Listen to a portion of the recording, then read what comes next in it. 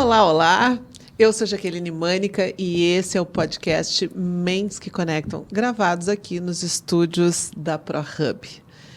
E a ideia desse podcast é, na verdade, uma websérie. Nós estamos fazendo todo um trabalho diferente porque o momento requer que a gente tenha uma postura diferente.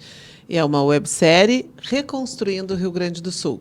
Acho que é bem importante, antes de eu apresentar aqui meus convidados, poder trazer de que esse programa também ele está com uma causa.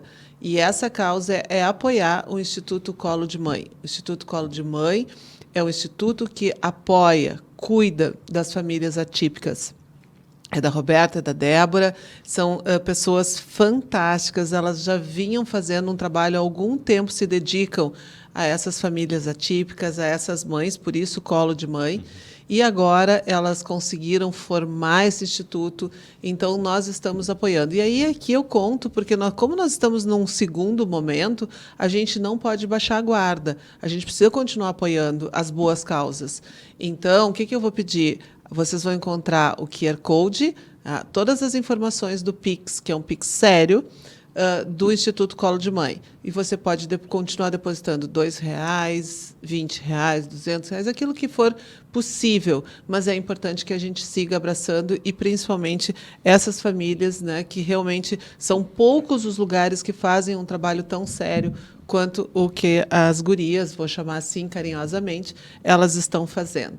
E aí a gente vai começar, então, vamos aqui com os guris, segundo episódio dessa websérie Reconstruindo o Nosso RS, nosso Rio Grande.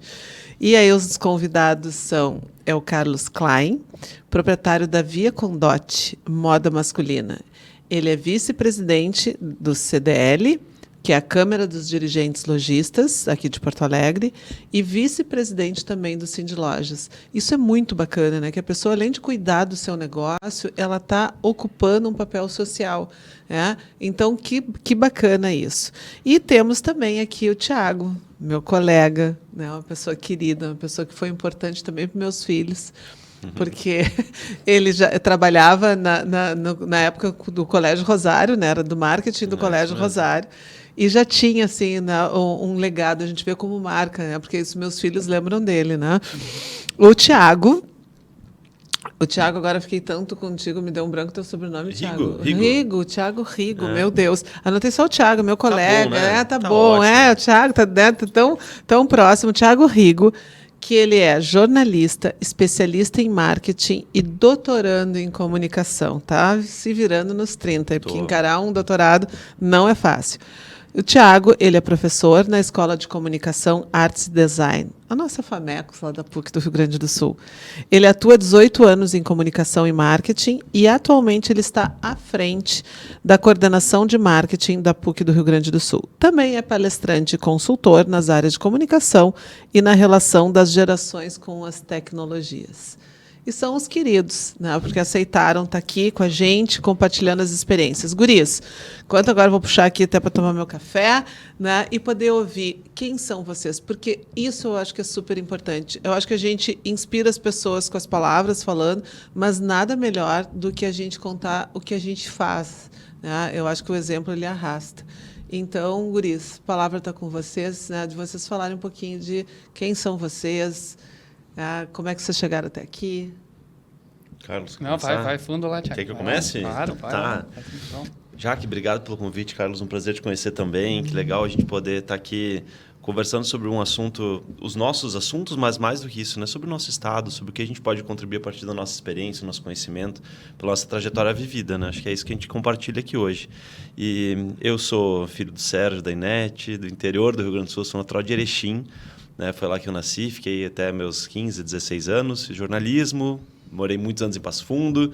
Então, assim, minha região é o norte do estado, né?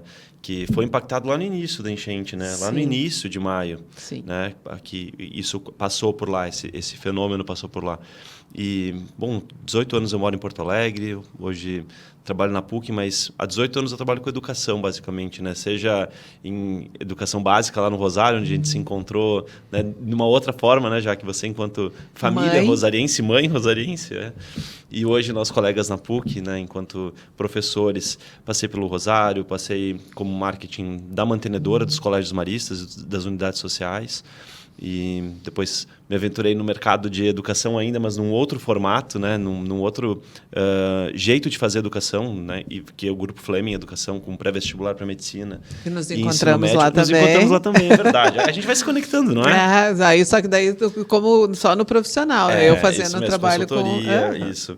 E então, há 1 ano, ou menos ainda, estou na PUC, que era um objetivo também, a docência como minha nova carreira, né? E interessante, eu ouço já que falar há bastante tempo, né? Eu vou acompanhando, e o quanto a gente não precisa ser uma coisa só, a gente pode ser muitas coisas, né? Então, hoje eu estou como professor, faço os meus workshops, vou na graduação online, na graduação presencial, na pós, né? Já que me convidou recentemente também. Pai da Alice, doutorando, esposa da Andressa. Então, assim, é esse conjunto todo que a gente traz aqui para a mesa, né? Essas experiências não só profissionais, mas pessoais também que nos completam. E isso que eu acho fantástico. Assim, isso tem sido uma marca registrada do Mentes que Conectam, porque é poder entender que a gente não precisa ser uma coisa só. Bom, se é uma escolha, a única coisa, beleza. Né? Mas eu vejo as pessoas muitas vezes se limitando. Não, é só isso, é aquilo. Não dá para conciliar os papéis. Isso eu entendo que é uma limitação. E, às vezes, uma desculpa. Uhum.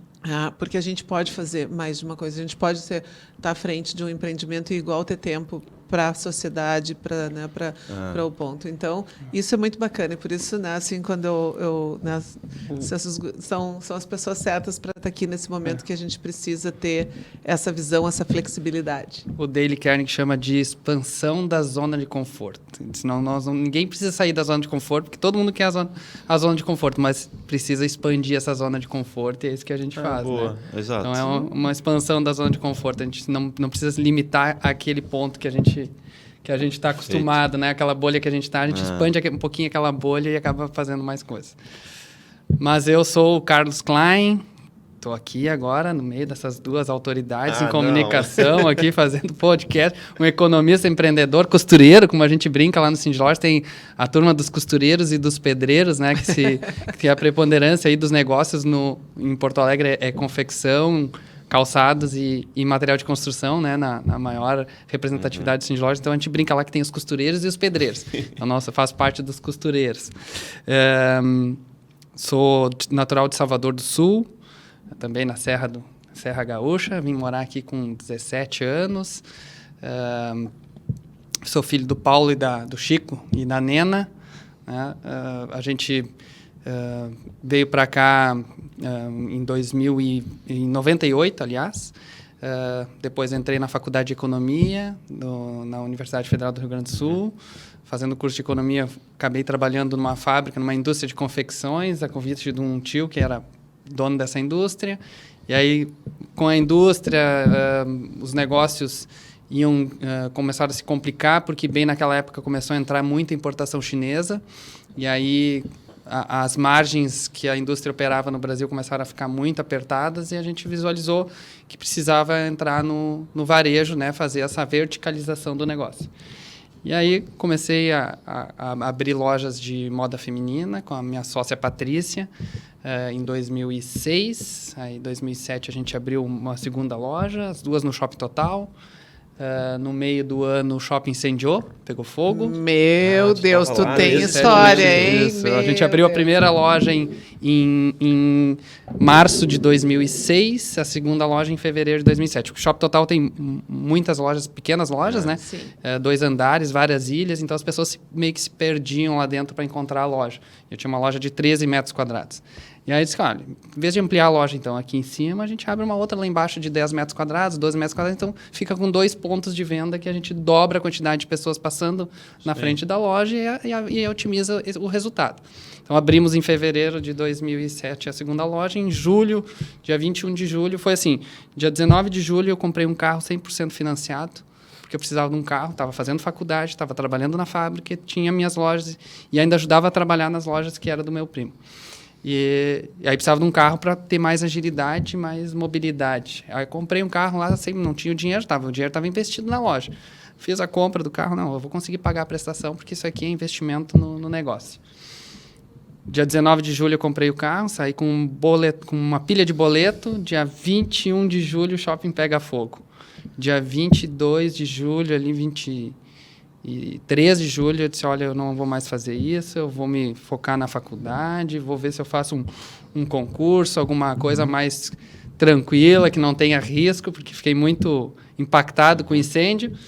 No dia 20... acabou com o teu negócio. Ele acabou fechando as lojas, né? Que depois a gente conseguiu reabrir, mas ficou 3 meses com as lojas fechadas. Então, com um monte de conta para pagar, sim, né? Fazendo tudo financiado, claro. Fornecedores, bancos. Minhas cunhadas tinham um negócio lá, que é a Usaflex. Ah, sim. As gurias da Usaflex. Gurias da Usaflex, sim, conhecia. Hoje tem a Usaflex, mas eu acho que é outra franqueada, né? Mas eu conhecia, sim, a turma da Usaflex. E aí eu peguei no dia 24 de julho, a Patrícia me liga, eu estou trabalhando lá, meio desnorteada, e ela disse, olha, tem uma coisa para te falar. Eu estava com aqueles meus dias atrasados, fiz um teste de gravidez e estou grávida. Jesus! Aí eu fiquei sabendo que ia ser pai, assim, tudo nesse contexto, né? Recebeu outra pilha de boleto. Mas aí, cara, aquilo ali me deu uma alegria tão grande de saber que ia ser pai, né? Primeiro filho, que todos os problemas parece que ficaram mínimos e me trouxe força para buscar novas alternativas, outras opções. Então, parei, pensei, comecei a traçar estratégias e a gente começou a fazer feira, a gente começou a fazer venda para lojas do interior do estado, fazer pronta entrega. Então, a gente buscou soluções, né, naquela necessidade, né, que bateu ali olha, agora tu não tem para onde correr. Tu não tem tempo para pensar em fazer outra coisa, tu não pode desistir, tu tem que persistir. Então, eu conto essa história, assim, porque eu já estava falando com o Fabiano mais cedo, do Zorteia, que é meu amigo, e estava dizendo, olha, a gente está vivendo um momento muito parecido, me lembra muito aquilo que a gente passou lá atrás, e a gente passou por aquilo. A gente eram as duas lojas, as únicas 2 lojas, estava dentro do shopping, estava incendiado, o shopping todo com problema, e a gente superou. Então, aí depois eu fui participar de uma missão para a China, para entender um pouco melhor o que acontecia lá, e saber qual o impacto disso no negócio fábrica, né, que eu também trabalhava. Nessa missão eu conheci vários colegas lojistas, era uma missão organizada pelo Cindy Lojas. Eu já era associado do Cindy Lojas, mas não participava. E aí conheci o pessoal que era da diretoria, que estava junto nessa viagem, acabei desenvolvendo um excelente network. Fui convidado depois para participar da diretoria e aí, por isso, também estou aqui agora, né? Porque comecei a participar das entidades e entender o grande potencial que isso tem e o conhecimento, né, que traz para os empreendedores não ficar sozinhos e isolados nos momentos de dificuldade. Quando a gente vai para uma entidade, quando a gente participa de café com os lojistas, quando a gente participa de feiras, de eventos, a gente troca muita ideia, a gente compartilha os problemas e percebe que tu não está sozinho. Percebe que não está sozinho e que aquilo ali não é o fim do mundo, né? Que tu não está todo mundo está de alguma forma sofrendo de uma maneira parecida e que a única maneira de se transpor aos problemas é enfrentando eles, traçando estratégias, ouvindo o que os colegas estão fazendo, quais foram as experiências que eles tiveram, né, o que deu certo, o que deu errado e tentar de alguma forma trazer isso e aplicar no seu negócio. Então hoje eu sou dono da Via Condote, moda masculina, participo também do CDL Porto Alegre, Cindy Lojas, participo do Rotary, o Rotary me abriu as portas também para o Banco de Alimentos, hoje eu sou diretor financeiro lá. O Banco de Alimentos tem feito um trabalho fenomenal nesse momento aqui, assim como foi na pandemia, de acolhimento das pessoas desabrigadas, de receber material para doação e depois distribuir de uma maneira que chega lá em quem realmente está precisando, né, uma maneira bastante transparente, honesta, né, e positiva, que é importante. Eu sei que na PUC também estão fazendo um trabalho fenomenal, né? Eu acho que isso também vai ficar muito né, a gente vai conversar mais sobre isso, já não quero avançar tanto no tema, né, mas eu acho que essa rede de solidariedade vai ser uma marca muito importante deste momento. E sou pai da Luísa, então, que foi que nasceu lá em 2008, que deu aquele gás assim, né, de energia total, e do Arthur. Depois, em 2012, veio o Arthur também. São meus 2 amores aí da minha vida aí, que me ensinaram, né, me deram possibilidade de conhecer o maior amor do mundo, né? Que é quando a gente tem os filhos. Numa dos episódios do Mentes que Conectam, eu chamei a Roberta Vargas, que é a Roberta do Instituto Colo de Mãe, né, e a Roberta Alvarez, tá, que é a Roberta Alvarez. Ela esteve à frente da 300, é uma pessoa que hoje ela está na Anshan, e a Roberta ela faz uma fala que diz que nasce uma mãe, nasce uma líder. Mas, na verdade, é isso, né? Eu acho que pais, né, nascem líderes ali, porque realmente isso é algo que é indelegável, né? Então, acho que dá uma força, dá uma noção de responsabilidade muito, muito séria mesmo. Mas, guris, posso chamar vocês assim, né? Pode. Né, já que o nosso gauchismo está em alta, né? Que eu acho que isso é uma outra coisa legal desse momento que nós estamos vivendo, que é repensar valores, né? E poder se dar conta do quanto que tem aspectos da nossa tradição que são positivos, né? Da história do Rio Grande do Sul, da nossa música, enfim, da nossa tradição, que fazem parte realmente de um contexto, né? Mas eu queria ouvir de vocês, como é que vocês estão vendo, né, esse cenário que nós estamos vivendo, que é isso? É um cenário de crise, né? É um cenário realmente que a gente não tem o controle externo. Eu penso que nós vivemos isso na pandemia, que a gente também não tinha controle externo, então foi um fenômeno de fora para dentro. E agora, mais uma vez, nós temos uma situação que é externa, que a gente não controla, vai chover, não vai chover, vai ter vento sul, vai ter vento, a natureza se manifestando aí, e que a gente precisa achar os recursos internos para poder lidar com todo esse cenário, e um cenário complexo. Muito. Como é que vocês estão vendo isso dentro da área de vocês? Acho que, no primeiro momento, a gente pode aqui falar de como é que vocês estão vendo, e aí depois a gente vai para essa conversa de como é que a gente pode reconstruir, né? Como é que a gente pode buscar, que ferramentas da comunicação, que ferramentas a gente pode estar usando da economia, do comércio. Que comece? Olha, vamos falar de comunicação, né? Uma crise sempre é um fenômeno de comunicação também. E eu percebi que, mais do que nunca, a gente enxergou na comunicação dois lados. Eu acho que um suporte, então, uma valorização dos veículos de comunicação que prestaram um serviço essencial, né? O jornalismo profissional, aquele que não mediu esforços para poder fazer uma cobertura que prestasse serviço à população. Então, a gente precisava disso, e a gente percebeu o quanto a gente tem equipes e empresas de comunicação hoje que precarizaram muito o serviço ao longo dos últimos anos por uma série de contextos, né? Por falta de valorização, os anunciantes que também migraram para o digital. Tem um contexto grande aqui, mas mais do que nunca se viu a necessidade de ter jornalista na rua, né, mostrando o que está acontecendo. E aí ganharam também espaços, claro, veículos alternativos, pessoas, como a gente precisou de comunicação, a gente precisou se comunicar. E não estávamos preparados para isso. Né? Então, também aqui tem um ponto dessa valorização. O outro ponto foi muito difuso. Em quem eu confio? Né? Foi uma crise de confiança. Além de tudo, eu entendo como uma crise de confiança. Eu escuto o que a prefeitura está me dizendo, o que o DEMAI está me dizendo, o que o governo do estado está me dizendo, o que o Instagram que eu gosto está me dizendo. Então, vejam, né? Tinha uma crise climática impiedosa, mas tinha uma crise de confiança, falando de comunicação. E aí, uma outra camada, as marcas começaram a ser cobradas, né? Então, tu tinha uma marca afetada, depois quero te ouvir também. Tua marca foi afetada, mas, ao mesmo tempo, tinham marcas sendo questionadas. O que estão fazendo? Né? Tu não é gaúcho? Assim, todo mundo estava desarmado, me parece. Né? Então, embora já que fala que a gente não se preparou, né? E poderia, talvez, ter se preparado, a gente percebeu a necessidade de ter esses recursos de comunicação antes. Assim. Como é que eu vou lidar com uma crise como essa? Inimaginável, mas, poxa, agora não é mais inimaginável. Né? Então, não teve, assim, e difícil a gente botar recurso numa coisa que a gente não imaginou que pudesse ser dessa proporção. Então, de início, assim, de conversa, eu vejo uma crise de confiança muito grande, e aí alguns ganharam espaço, outros não. E essa cobrança das marcas, que, embora às vezes parecia desproporcional, poxa, está todo mundo cobrando uma marca, mas ela está fazendo, mas as marcas não queriam mostrar que estavam fazendo, estavam botando lá escavadeira na rua, estavam cuidando dos seus colaboradores.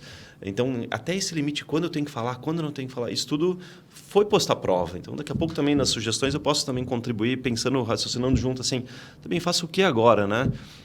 Mostro o que eu estou fazendo? Não mostro porque não é legal mostrar?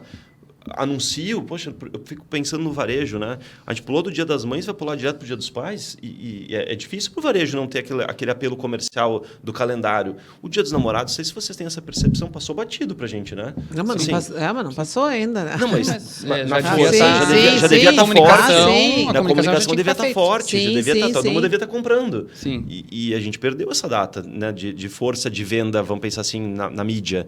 Porque ninguém está mais anunciando, a gente está segurando, porque está precisando de dinheiro para recuperar, porque também as pessoas não estão com cabeça para isso. Está complexo, diria que está complexo. A gente fica no próprio Dia das Mães, como é que vai anunciar?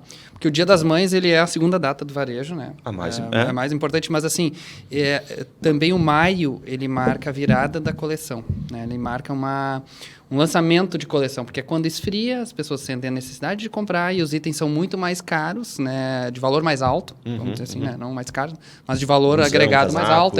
Sim, porque é lançamento. Então, pesa no faturamento, né? Vai vender um casacão, e são várias peças, né? Isso que eu digo, inverno, as pessoas, vende mais no inverno, verão. Cara, é só tu ver as pessoas na rua. As pessoas na rua no inverno andam com 4 peças em cima ali, uma camiseta, um suéterzinho por baixo, um blusão e uma jaqueta, às vezes um sobretudo ainda. Então, ela anda com mais roupa na rua. Então, é claro que vende muito mais no inverno e as peças são de valor mais alto.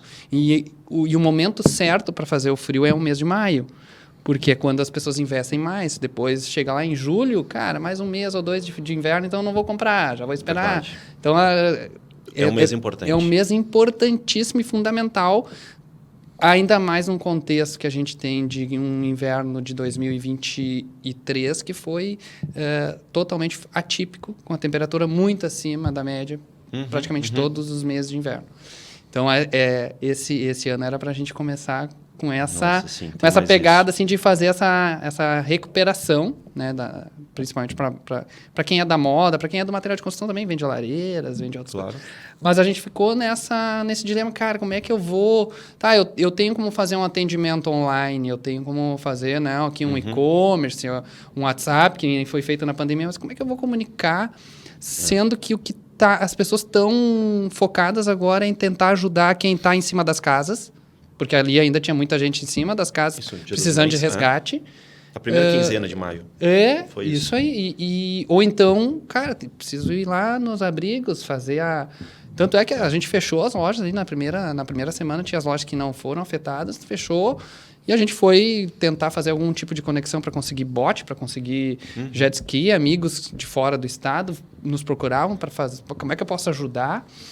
E depois procurando conectar com quem estava querendo fazer doações, com quem estava precisando de doações, abrigar as pessoas nos abrigos, né? Dar um pouco de conforto. Então, o varejo perdeu o foco do negócio e foi, cara, agora o nosso negócio são as pessoas, porque no fim das contas, varejo são pessoas. São pessoas vendendo, são pessoas comprando, e se a gente não cuidar das pessoas que vendem, que são os nossos funcionários que também foram afetados, né? Os nossos colaboradores. E se a gente não cuidar das pessoas que compram, semana que vem não vai ter varejo.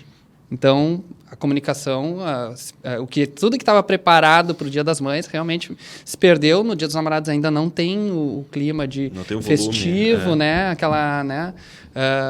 Aquele ambiente comercial. Para depois, agora, no Dia dos Pais, realmente, daí a gente retomar essa normalidade do varejo, né? Que a gente fala assim, às vezes leva para um lado muito materialista, mas às vezes o varejo e a comunicação, trabalhando bem essas datas, elas vão lá e lembram o consumidor, né? Através do consumidor, elas lembram o cidadão que tem o Dia das Mães. Vai lá dar um carinho especial no Dia das Mães. É agora. Namorados, faz uma coisa diferente. Né? Leva a tua namorada, leva a tua esposa para... São os né? rituais necessários. E a comunicação é fundamental e o varejo faz essa combinação para que se valorize momentos. E nesse momento assim, que a gente está agora, início de junho, e as coisas não pensam assim, acho que podemos dizer que o pior passou. Não sei se é a opinião de vocês, mas eu imagino que o pior passou, mas temos um trabalho longo pela frente. Pensa assim, não vai piorar, né? Sim, espero. O varejo, a comunicação também tem um papel agora de retomada. Então, mostrar que a vida continua com todo o cuidado e sensibilidade vai ser importante também. Porque é isso, né? Vai ter Dia dos Namorados, vai ter Dia dos Pais, vai ter outras tantas datas que não só o varejo, mas a gente calendariza a nossa vida. É importante marcar, senão a gente vai ficar no mês de maio. E é ruim, né? Já que nos ajuda agora, é ruim a gente não sair desse mês de maio eternamente ou por muito tempo. Vai causar um... Sim, daí nós vamos estar presos no estresse. Né? Isso. Que aí é quando o trauma, ele passa a ter, o luto, ele passa a ter uma característica que é uma característica mais doentia. Porque daí eu fico presa a esse luto. Né? A gente tem aí um período que são em torno de 3 semanas, e como a gente está vivendo realmente um período muito alongado, né? É um período que é natural a gente ter todos esses instabilidades emocionais, instabilidades orgânicas, essa confusão, esse estado de confusão, tudo isso é muito esperado dentro de uma situação de caos. E eu acho que a gente está falando isso. Né? Num primeiro momento, a gente estava falando de sobrevivência. Exato. Então, quando tu está falando de sobrevivência, nós estamos falando lá da primeira base da pirâmide de Maslow. A gente precisa garantir vidas. Bom, então, realmente, aí nós estamos no momento de garantir vidas e precisamos tentar salvar o máximo de vidas possíveis. Agora, a gente começa a entrar nessa outra fase, que não tem essa gravidade, mas ela é extremamente complexa. Porque, enquanto nós estamos ali na sobrevivência, existe uma outra força, um outro motor, né? Na própria questão da conexão das pessoas. Pode ver assim, não existia distinção, não existia. Claro que tinham nessas situações, dá um pouco da crise da comunicação, porque a comunicação, de novo, como liderança é importante. Porque às vezes tu vê alguma série de ações que são ações importantes, mas totalmente desconectadas. Isso, né? Mesmo na ajuda, a intenção é melhor, mas dá um pouco tinha uma pessoa fazendo uma coisa, um pouco não tinha onde guardar os alimentos. Daí, faz alimento, não faz alimento, faz não sei o quê. E nisso vão gerando as polêmicas e as outras dores que dá um pouco tu diz assim, não precisaria, mas é porque não a gente tinha uma única voz. É que não tinha uma única voz, não existia uma organização. Isso. Porque é isso, assim, né? A gente não tem realmente, né, essa cultura, né? Acho que a gente vive, e se a gente for pensar, a pandemia, ela acelerou o nosso individualismo. A pandemia, ela trouxe uma marca que é das pessoas se retirarem, das pessoas ficarem mais em casa. A pandemia trouxe um pouco dessa acomodação, da individualidade. A gente falou sobre isso com o Leandro Faix e o Alexandre Lau, né, que foi o primeiro episódio aqui desse momento da websérie do Reconstrói. Nós falamos sobre esse momento da pandemia, que tinha essa característica, e agora dessa atividade que a gente nos colocou na rua. Ao contrário, né? Nós tínhamos que ir para a rua. É interessante, isso mesmo. As pessoas, quem não tinha nada a ver com a história, procuravam um abrigo, um lugar, um centro de distribuição de doações para fazer trabalho voluntário e ajudar a fazer a triagem. É isso, porque a gente precisava salvar vidas. Quer dizer, tu tem uma causa, que é isso que eu disse, quando nasce meu filho, é uma vida que vem. Então, isso realmente toca nas pessoas de uma maneira diferente. Agora, eu acho que a gente vem para uma fase que é uma fase mais desafiadora, que é uma fase onde a gente vai começar a trabalhar na reorganização.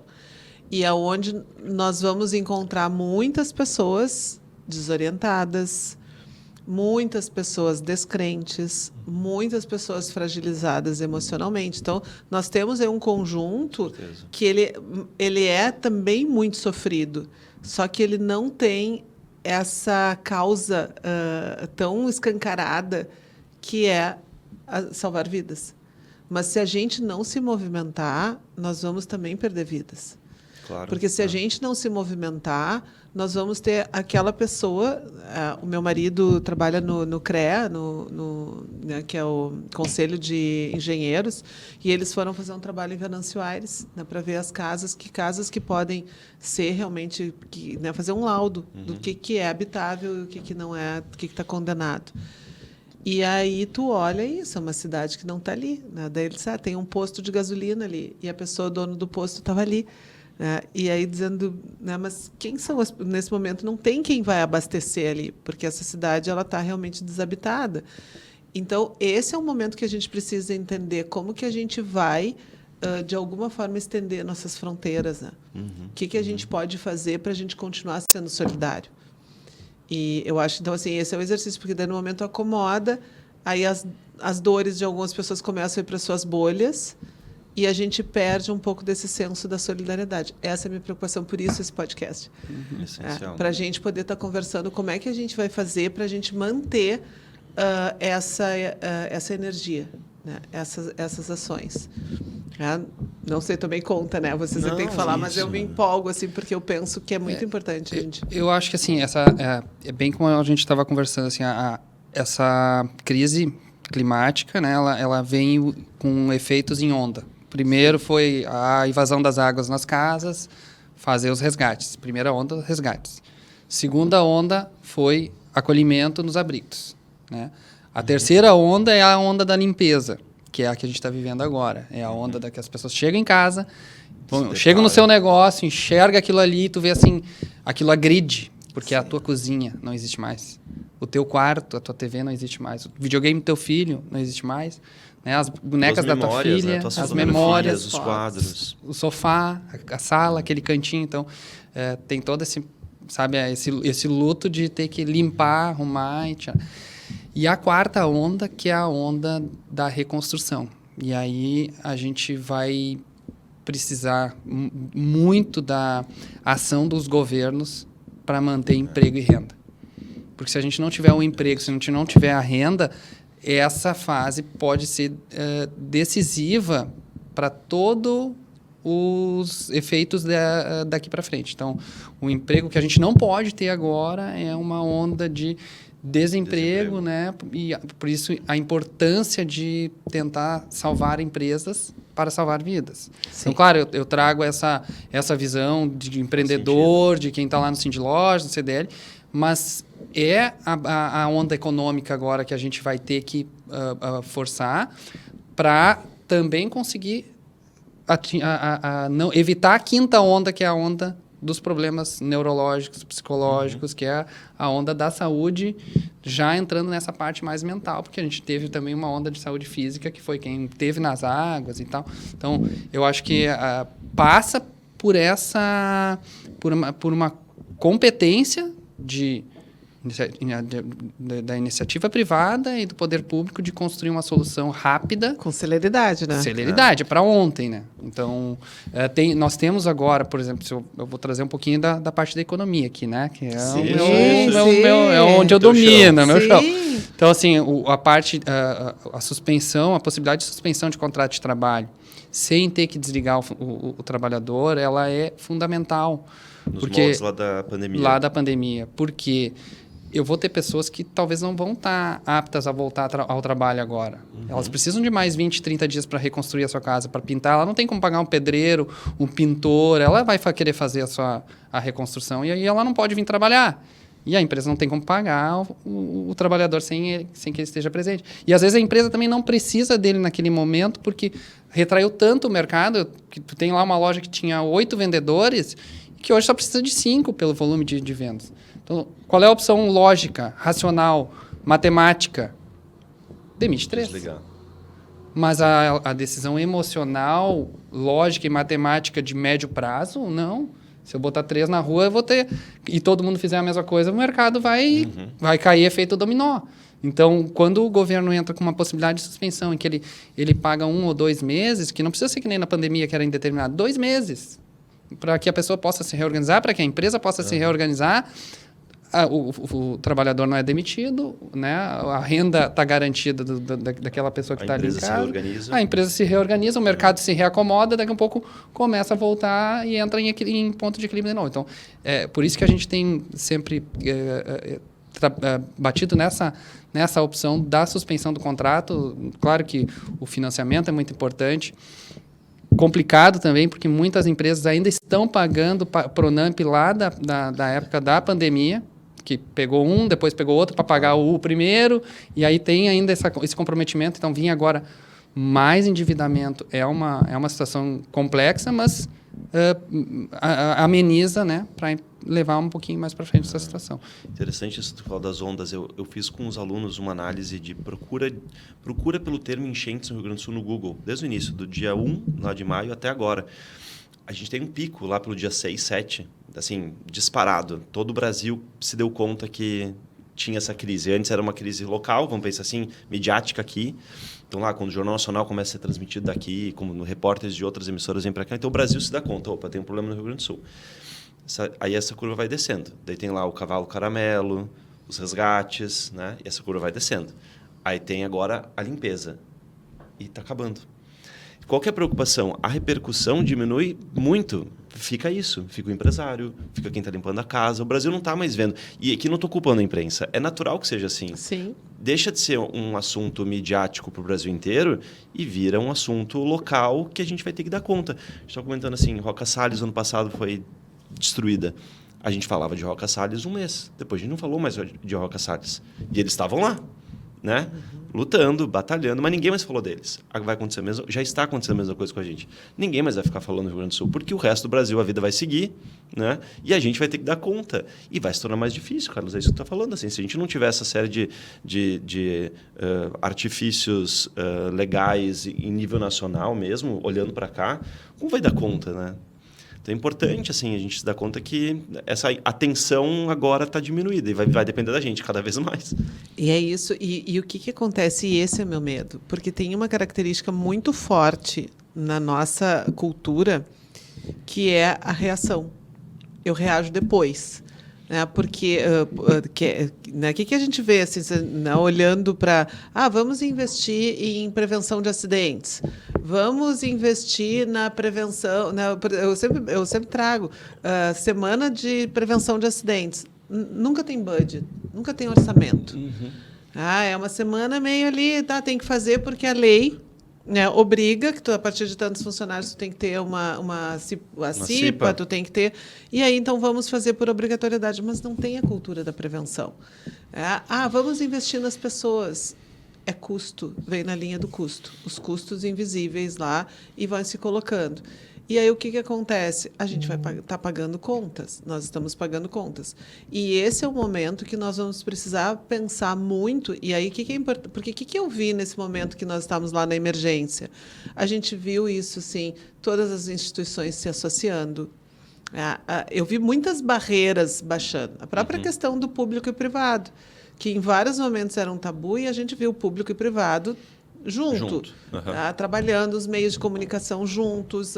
A gente minimizou os ou isso ou aquilo. Fomos todos para o E. E o que eu acho que a gente precisa trazer hoje? Quais são as lições aprendidas? O que nós estamos aprendendo disso? Né? E poder realmente trazer, e esse é o ponto, né? E aí vem um outro marco, que são as lideranças. Quais são as lideranças? Né? Eu estou vendo um trabalho do CDL, Cindy Lojas, Federação, juntos, né? Várias instituições aí realmente juntas, olhando para as causas, pensando juntas. Por quê? Porque existe uma dor que é uma dor maior. E o que não vai poder acontecer é cada um voltar e puxar para o seu, e olhar para o seu puxadinho. Não, deixa eu olhar para o meu negócio, deixa eu garantir o meu. Vai ter que continuar tendo articulação. A gente vai continuar tendo que ter essa articulação. É muito importante. Porque realmente é isso, não vai ser mais a situação visível, a fumaça não vai estar tão grande, não vai ser um assunto midiático. Gente, assim, isso que me dói. Por exemplo, o meu programa, né? Agora é o meu momento de choro aqui. Mas é verdade, o meu programa não é midiático. Ele não é midiático, porque o assunto do desenvolvimento profissional não é midiático. Agora, se a gente for falar sobre tragédia, se a gente for falar sobre futebol, se a gente for falar... Tem alguns assuntos que são midiáticos. Política. Isso. Criar... Esses dias eu estava conversando com alguém e disse, tu tem que criar polêmica. Eu não gosto disso. O meu posicionamento é somar. Né? Isso não é ser em cima do muro. Eu não sou uma pessoa em cima do muro, mas eu gosto de trabalhar com conciliação. Mas isso não é midiático. Só que a gente precisa dar uma mexida nisso, né? E nós vamos ter que ver daí como é que a gente faz para ser atrativo, Thiago. Né? Como é que a gente vai fazer para realmente poder estar colocando, né, essas causas como causas de atenção. A gente tem essa crise de atenção. Eu vejo assim, hoje as pessoas estão se informando por rede social. Talvez nós também, não estou só falando das pessoas lá fora, né? Todos nós nos informamos por rede social. Rede social alimenta bolhas de interesses individuais. Lembra no jornal impresso lá? Talvez vocês também tiveram essa experiência. Com certeza. Hoje eu falo com os estudantes, eu preciso levar exemplares para eles poderem enxergar o que é. Entender que realmente existia. a gente não escolhia os assuntos que a gente ia ler. Todos eles, a gente se deparava com todos eles. Não gosto de política, mas está ali. Eu não gosto de esporte, está ali. Na nossa bolha da rede social, a gente escolhe. O algoritmo também te leva a escolher só aquilo... O algoritmo vai te induzindo também. Só aquilo que, teoricamente, tu concordas, né? Ou que tu gosta. Isso é muito problemático. Porque qualquer coisa que tenta furar essa bolha, tu discorda, tu briga, tu se irrita. E aí tu não gera aprendizado, não gera conhecimento. Uma discussão como essa é longa. O conteúdo na rede social é curto. E como é que tu gera aprendizado? É dificílimo em 15 segundos tu dar conta de entender a complexidade do que a gente está vivendo. Não consegue. Bom, podcast é um caminho de um consumo mais longo, um conteúdo mais longo, long content, né? A gente está falando. É uma forma. Mas aí quem faz podcast tem que ficar fazendo shorts no Instagram, e vai no TikTok, aí o trecho polêmico que a Jaque fala. Poxa, mas será que precisa? A gente precisa se reeducar mediaticamente também para poder dar essa volta. Porque da forma como as plataformas querem colocar o nosso consumo, não é por esse caminho. É o conteúdo instantâneo, o pago. Aí se tu não tem investimento, se a tua loja não tiver investimento, não aparece. Sim. Poxa, e aí? Como é que eu vou fazer? Inclusive, né? Várias empresas ajudaram os pequenos empreendimentos e os grandes também. Agora, e as grandes plataformas de mídia? Google, Meta, não vi nenhum movimento para ajudar o empreendedor agora que vai precisar voltar a anunciar. Poxa, não pode abrir uma linha de investimento? Boa. É por esses caminhos que a gente vai ter que pressionar também empresas, que vocês vão precisar muito disso agora. Né? A gente vai precisar voltar a botar dinheiro lá no Google, no Meta, para poder o negócio voltar a aparecer, né? Seja ele físico ou virtual, mas não teve um movimento. Pelo contrário, né? Continuou chegando o boleto lá se tu fazer anúncio. Né? Quer anunciar, tem que botar mais pila aqui. Exatamente. Se o teu cartão não passar lá, o teu anúncio não existe. Não, e às vezes, como o assunto orgânico está muito em alta, o pago fica mais caro. Mais caro. O leilão fica maior. Então, veja, né? Essas plataformas, a gente precisa olhar para essas plataformas também, não é o assunto aqui, né? Mas eu sou muito defensor dessa regulamentação das plataformas. Poxa, TV aberta é regulamentada, jornal impresso é regulamentado, rádio é regulamentado. Hoje, as redes sociais são grandes plataformas de mídia e não são regulamentadas da mesma forma. Né? Não são, precisam, então passa por isso já. Que só assim a gente vai furar essa bolha. Senão a gente não vai conseguir. Porque daí o interesse econômico da rede social se sobrepõe ao interesse público, que é informar, que é levar, né, a informação de qualidade. Passa por aí. E eu me coloco muito hoje no lugar de quem teve o seu negócio impactado. Vai precisar voltar a anunciar. Vai precisar voltar a falar sobre isso. Né? E aí... a escolha vai tirar o mesmo dinheiro que não tem para anunciar, para repor o estoque, para arrumar a loja, para ajudar o teu funcionário. Essa escolha que fala da solidão do líder deve estar passando. Vários Carlos aí, né, que estão nos assistindo, nos ouvindo, passando por esse dilema. Vou por onde agora, né? Deve ser muito difícil. E um outro exercício que nós não temos, que é lidar com a ambivalência. Eu preciso entender que eu vou acolher a tristeza. Mas o fato de eu acolher a tristeza não significa que eu não tenha meus momentos de celebração. E isso, de novo, numa cultura que é tudo ou nada, que é ou uma coisa ou outra, isso não cabe. Mas eu tenho que entender que, por exemplo, que mesmo que nós tivéssemos lá um movimento de olhar para as mães, eu não posso não olhar para minha mãe. Eu não posso não acolher a minha mãe. Até pelo contrário, eu preciso dar valor à vida, entendeu? Que bom que eu estou podendo ter a minha mãe ali. Então, a gente precisa estar realmente trabalhando com essas forças. E aí, Carlos, eu estava pegando na tua experiência, não sei se daqui a pouco tu queria falar alguma coisa, mas uma coisa que eu fiquei pensando, ouvindo o Thiago, é que, por exemplo, tu escolheu, desde muito cedo, te associar, participar de instituições. Né? Então, isso foi algo teu. Tu não está fazendo isso agora porque tu precisa. Foi um ato que tu foi colocando. Tanto que é isso. Eu digo assim, meu Deus do céu, ele é pai de 2 crianças pequenas. Ele está no Rotary, cuidando da parte financeira do Rotary. Ele está no VP do CDL, VP do Cindy Lojas. Tem a empresa dele. Mais a empresa dele com 3 unidades aí, né? Sim, são as 3, né? 3. No Shopping Total, Canoas Shopping e na 7 de setembro. Sim, na galeria. Viu, eu te stalkei. Isso aí, que bom. Né? Então, mas porque eu penso que isso que o Thiago está falando é muito importante, assim, é da gente ter essa ação social, porque eu vejo as pessoas às vezes muito encolhidas. Nós não estamos, tanto a vida, né, do cidadão quanto da empresa, ela não está num negócio de competição. E isso eu acho que é a maior dificuldade de a gente entender. A gente está no negócio da cooperação. Quando a gente acha que um concorrente lá, alguém que tem moda masculina também em Porto Alegre, que ele é competidor, ele não é competidor. Ele está cooperando comigo, ele é meu colega, ele está gerando emprego e renda para pessoas que vão consumir no mercado, e essas pessoas que vão receber o dinheiro delas vão vir consumir na minha loja, e aí a gente faz a roda da economia girar. Então, quanto mais conseguir te associar, quanto mais conseguir compartilhar as tuas ideias e contribuir para impulsionar o mercado, para que ele gere emprego e renda, é isso que vai fazer a gente ter um desenvolvimento econômico e social, retirar as pessoas da miséria, da pobreza, da ignorância, né, através do emprego e renda. E vai voltar para o teu negócio. E inevitavelmente vai voltar para o teu negócio. Então, a grande discussão que a gente precisa fazer assim, nesse momento, e a oportunidade que a gente tem também, a cheia, a chuva, o excesso de chuva é um problema. Da natureza, do clima, eu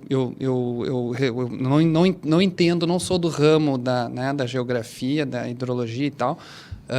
Não acho que a gente tem impactos na situação climática do planeta, com certeza, mas a gente teve uma cheia em 1941, a gente teve outra cheia em 1873, a gente teve uma cheia em 1849.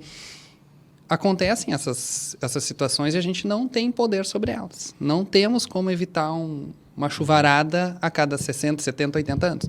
Agora, a gente tem toda a responsabilidade sobre aquelas pessoas que estão morando daquela forma na Matias Velho, em Eldorado, no Maitá, no Sarandi. Então, a incapacidade que essas pessoas têm hoje de não ter um centavo para poder recomprar as coisas, porque elas vivem endividadas, com 70% das pessoas estão endividadas, desse montante, 70% está inadimplente. Então, essa condição econômica que o nosso país, que é um país tão rico, né? Um país que tem todas as potencialidades. Eu costumo dizer o seguinte, que nós temos o Brasil, ele é um país rico, multiplicador de pobreza. A única coisa que a gente faz é multiplicar a pobreza. A gente não consegue multiplicar a riqueza e não aprende com os países que conseguiram fazer isso. Então, eu acho que a gente tem essa oportunidade. Essa crise talvez seja um excelente direcionamento para que a gente possa fazer essa discussão, que ela é muito séria. Por que as pessoas estão vivendo nessas condições? E isso, sim, é culpa das nossas lideranças, é culpa da nossa falta de articulação, né? E aí, as lideranças políticas, porque são elas que estão na gestão de maior parte do nosso recurso, administram lá 40% da nossa riqueza, que a gente já está na mão deles, e das nossas lideranças, de nós aqui também, porque às vezes a gente talvez esteja sendo um pouco omisso ou negligente. Verdade. Então, a gente agora precisa fazer essa discussão. Se vai ter uma chuva, eu não sei se vai ser daqui 1 ano, se vai ser daqui 30, daqui 60, vai ter. E aí, como vai estar? Como é que Porto Alegre estará? Dique, proteção, tá, isso tudo ameniza, mas não resolve. E lá em Roca Salles não adiantava ter, não vai ter dique para fazer lá com 30 metros de altura para segurar o rio. Não, inviável. Mussum. Estrela, na Venâncio Aires. E que condições a gente vai criar para que as pessoas não tenham que viver naquelas condições? Porque, cara, quando a gente entra lá na Matias Velho e vê como as pessoas vivem... Isso, assim, ó, é essa exposição que a gente tem que enxergar. Tem uma coisa muito maior para a gente enxergar do que só a água tomando conta das casas. É que casas que ela tomou conta, e que famílias, e que condições as pessoas estão vivendo. E por que elas estão vivendo nessa condição? Qual é a nossa responsabilidade? O que a gente pode fazer para melhorar isso? A nossa decana lá da PUC, que é lá da Famecos, a Rosângela, ela fez um artigo que eu veiculou, acho que não me lembro se foi na Zero Hora, né? E que ela trouxe isso. Né? A gente vive de costas para os problemas. E muito nessa intenção de que isso não te pega, uma noção equivocada de que não te pega. E eu faço uma atividade em algumas empresas como consultora, porque eu sou professora, eu sou psicóloga de formação, mas consultora também. E aí uma das atividades que eu faço eu pego uma rede, um fio, Agora vai estragar a graça quando for fazer. Quem for o próximo? Não, mas não estraga, porque vivendo é diferente. E eu vou atirando essa rede, e essa rede vai. Daqui a pouco eu atiro para ti, Carlos. O Carlos atira, né, para o Rafael, que está lá nos apoiando lá agora. Daqui a pouco o Rafael atira para o Thiago. E aí a gente vai fazendo e tal. Então, assim, tá. Então, nesse momento, só estou eu e tu aqui. Só que quando eu começo a puxar essa rede, a gente começa a ver que, no fundo, nós estamos conectados. Então, quando a gente vê um livro antigo, né, que é a Sociedade em Rede, é isso. Só que o que a gente faz? Essa onda não me pega. Eu vendo roupa social, masculina. Até que o setor de eventos não voltou do período da pandemia, né, que não saíram as restrições sobre os eventos de festa, formatura, viagens, eventos de negócios, feiras, eu não conseguia vender. Porque quem é que usa minha roupa? É a pessoa que usa o terno, camisa, gravata, sapato. Para ir num casamento, para ir numa formatura, para ir numa feira de eventos, para trabalhar. Então, as pessoas estavam em home office. Então, assim, lá o setor de eventos, ele tem todo o impacto sobre o meu negócio. E aí vai ter impacto lá na indústria, né? Que vai ter impacto lá na indústria de confecção, que vai ter impacto lá na tecelagem. Né? Então, é exatamente isso que você tem uma pessoa falou, lá trabalhando. Tem uma pessoa trabalhando, que tem uma casa, que tem filhos, que tem um pouco, que vai poder dar melhor condição ou não de estudo. Gente, por isso, assim, eu escolhi, como psicóloga, escolhi trabalhar na área do trabalho. Né? Por quê? E eu digo, eu sou um profissional da área da saúde, porque o trabalho é uma parte super importante da nossa identidade. Ele nos constrói pela nossa identidade e também por toda a capacidade de autonomia e de qualidade de vida que eu vou ter ou não. A mobilidade que eu vou ter.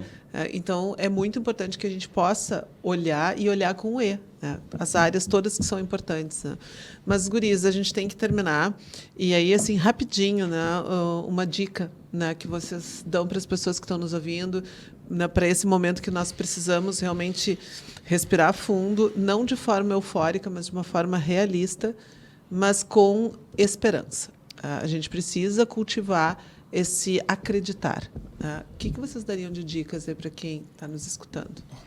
Posso Por iniciar para favor. pensar que eu estou com ela. Mentes que conectam, né? E esse é o nosso programa aqui. Eu sou um grande admirador de várias mentes, né, que conectam conhecimentos, e 2 caras eu leio, né, com frequência e sou fã, que é o Napoleão Hill e o Dale Carnegie.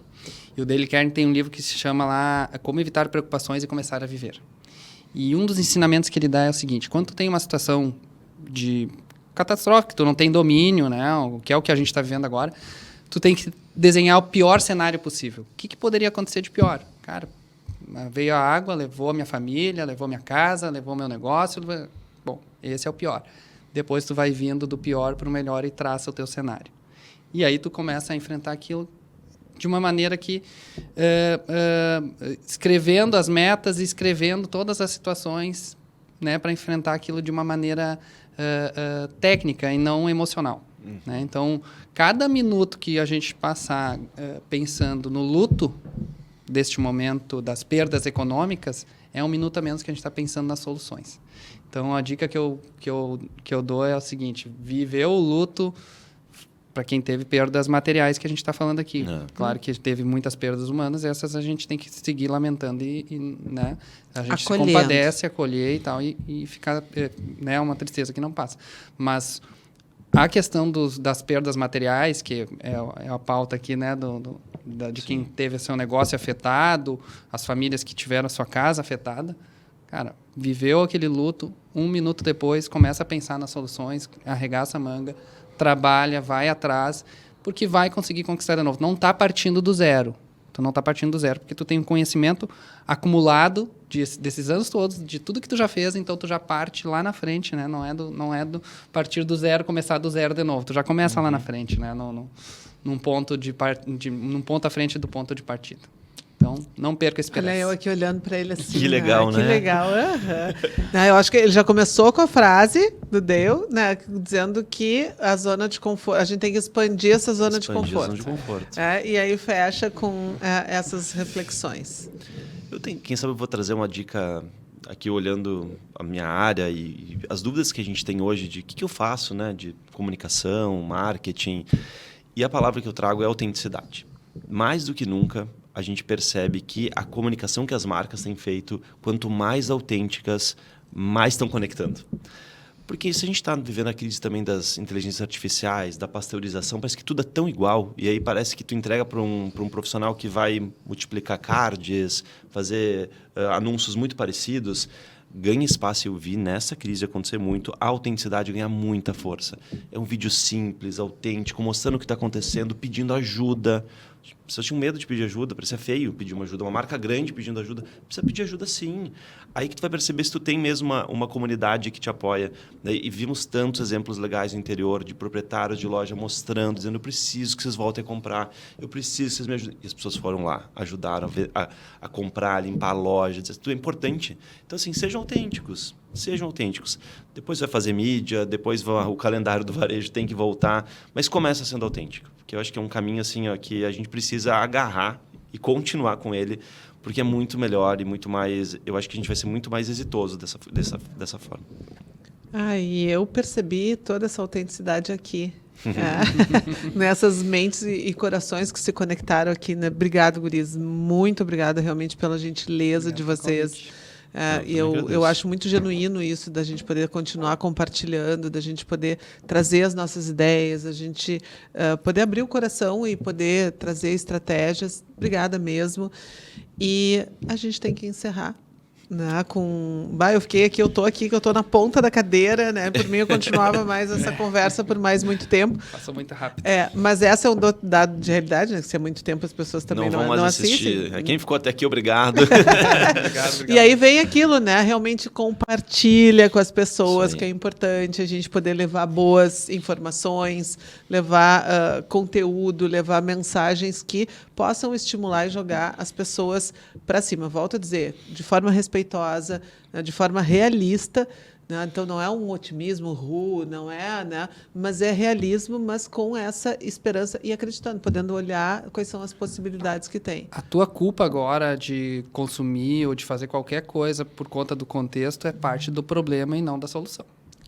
Então a culpa agora, deixar de fazer alguma coisa por se sentir culpada, vai fazer parte do problema e não da solução. Para a gente fazer o fechamento oficial, que é uma entrega de um mimo. Obrigado, Jaque. Muito obrigado, muito obrigado. Uma memória afetiva da Adriana Morandi, que é uma artista gaúcha, que faz todo com muito cuidado, com muita dedicação, e tem todo especiarias e tal, para deixar o registro do meu agradecimento. Uma bolacha gourmet dos deuses. A gente que agradece. Sempre bom. Só reforçando com vocês que nós disponibilizamos o QR Code, as informações do Pix, do Instituto Colo de Mãe, que é um instituto genuíno que vinha há algum tempo já trabalhando pela causa, realmente compartilhando, trabalhando com esse conceito de como é que a gente conecta as mães, como é que a gente conecta voluntários para poder estar ajudando a essa causa que é tão importante, que são as famílias atípicas. Então, nós aqui estamos apoiando, né, realmente essa causa e o Instituto. E tem que encerrar, estou com dificuldade mesmo de encerrar, mas ficamos por aqui. Logo em seguida, a gente vai ter os próximos episódios dentro dessa websérie Reconstruindo o Rio Grande do Sul. Até mais.